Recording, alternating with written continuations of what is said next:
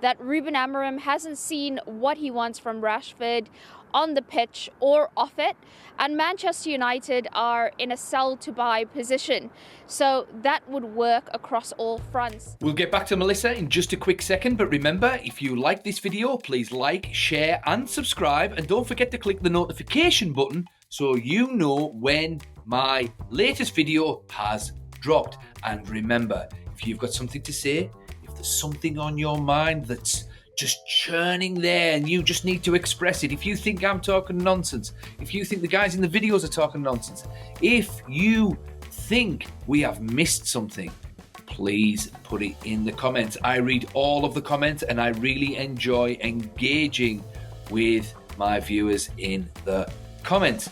But while you're watching this video, I want you to think about what would be the best solution for Manchester United and Marcus Rashford moving forward. What club would be best for Marcus, and what replacement would be best for Manchester United? Or do you think that maybe he should stay?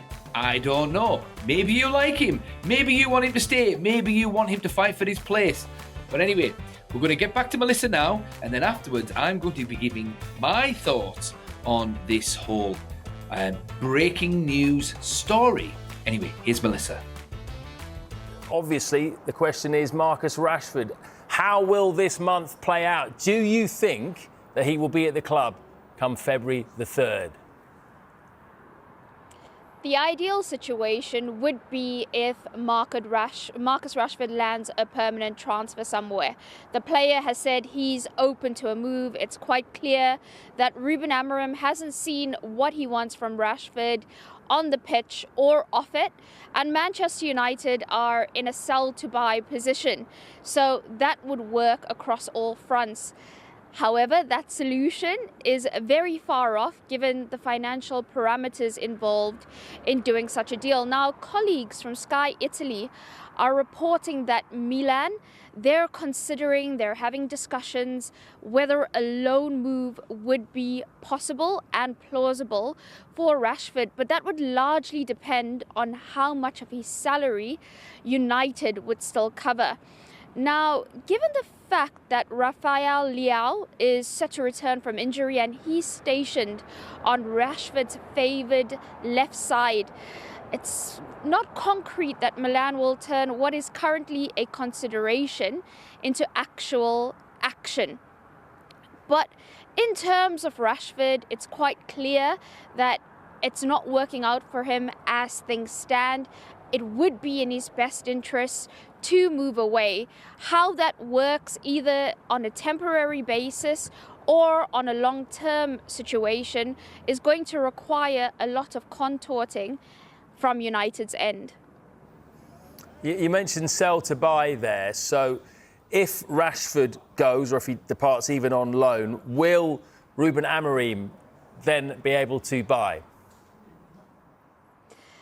That's part of the reason why a permanent transfer would be so good for Manchester United, because as an academy product, Marcus Rashford would be banked as pure profit and they could reinvest all the funds of the sale back into the team.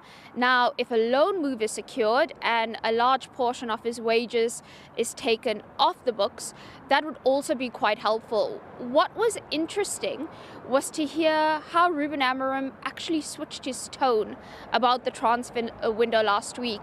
On Monday, he was telling us there's no point looking at the window for solutions for Manchester United given their position of needing to sell to buy. But by Friday, he was saying to us that United do have their eyes open in the market and they will try to do something.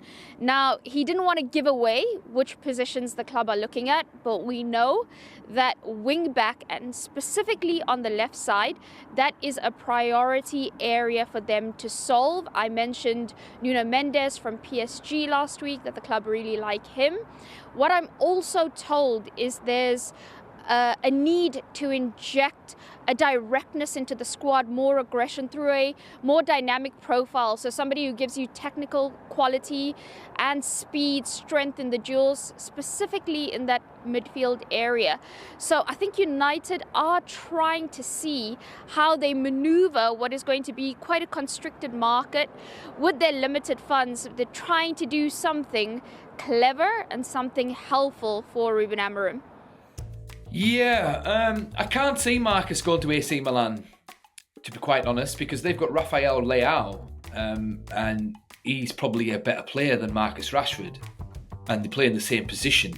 He's more skillful, he's more dynamic, and, well, I imagine he works harder than him, because Marcus Rashford doesn't work hard. Yeah, and he hasn't worked hard for a while. Not for Manchester United, he hasn't anyway. So I can't see him going there. I don't think he would suit Italian football either. Be too slow for him and too defence-minded. I just don't think it'll be a good fit. And I don't think it'll be good for Manchester United as well, because AC Milan are not the AC Milan of the 90s or the early noughties. They don't have any money. So how are they going to afford 300 grand a week? And do Manchester United really want to pay a majority of his wages just to not have him there? To pay him to not be there? It just doesn't make sense. Because Marcus Rashford is on a lot of money. He's on about 300 grand a week. I think I read somewhere he's on about 325 or 350, which is absolutely insane for a player as inconsistent. It's ridiculous. Absolutely ridiculous. And what's interesting, in the video they mentioned that the priority is left wing back, and that's right, because our two left wing backs are sick notes. They never play. Malacia is not going to become a world-class left-back, I don't think. Anyway, I hope he proves me wrong. But hey, it remains to be seen. Luke Shaw is just, he just doesn't play. He's always injured. And he's a good player when he does play, but we need consistency. And I think it's... Now, to get Marcus Rashford off the books at Manchester United, where we're not paying any wages to him, or a percentage of anything, and he's gone to Saudi, or he's gone to, I don't know, Atletico Madrid or Bayern or PSG or wherever he goes, as long as he's not Man United. If they got 40 million for him and off the wage bill, that would be ideal. Because you've heard it here. The Big D says that Manchester United are going to go all out for Alphonso Davies at Bayern Munich. Now, his contract is up in the summer, if I'm not mistaken, and so he'll be free to talk to foreign clubs this month.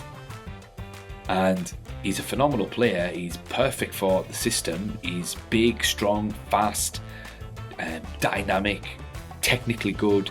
Potentially could be, if not already is, the best left back in world football. And now, if he's on a free, obviously we won't have to pay a transfer fee, but we would have to pay a reasonably large wage for him. So if we can get Marcus, if we can get his 350k a week off the wage bill, and we throw 200k at Alphonso Davies, that's a good deal. That is a very, very good deal. And it's clear Marcus his time's up at Manchester United, because after watching that Liverpool game, they've set the standard now. That's it. And if Ruben Amorim has got into that changing room after that match and absolutely rinsed them for playing so well and asking them why they can't play like that every game, then that means that they're going to have to play like that every game. And every single player at Manchester United played out of their skin against Liverpool, and they reaped the rewards for it. They almost won. And I don't see Marcus Rashford working that hard. I don't think I've ever seen Marcus Rashford work that hard. Even when he had his good season, scoring 30 goals. Did he press? I can't remember. I just thought he blitzed teams on the counter, which is fair enough. But we don't play that system now. And he's not going to work that hard, so he needs to go. And let Dalot and Mazraoui fight out for right wing back, and then get Alphonso Davies or whoever it's going to be. whoever it's going to be, whether it's Davies, Kirkes, or I don't know who else. Maybe Alvaro Fernandez, who we sold to, I think it was Benfica. I think we've got a nice little buyout for him. Whoever needs to come in needs to be hard working. But yeah,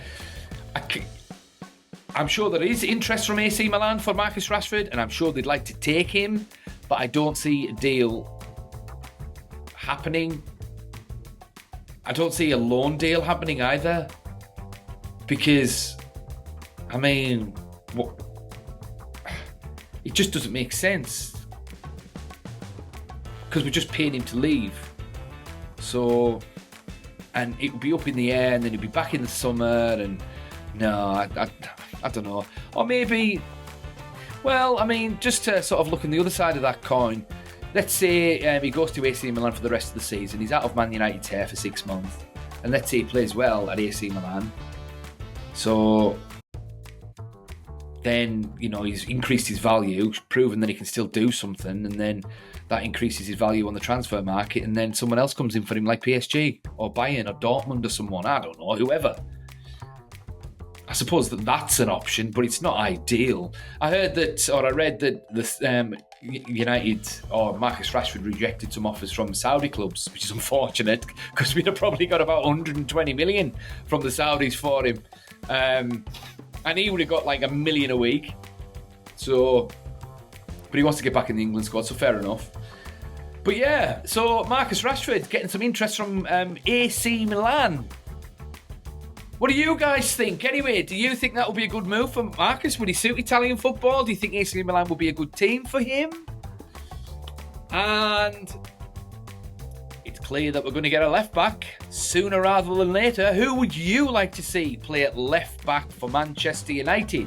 Would it be Alphonso Davies? Do we have a chance of getting him, considering our position in the league at the moment? Or would Kirkes be a better option? Or get the young lad back from Portuguese football?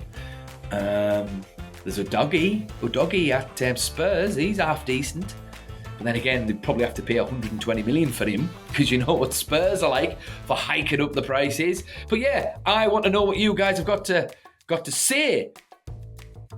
Do you agree with me?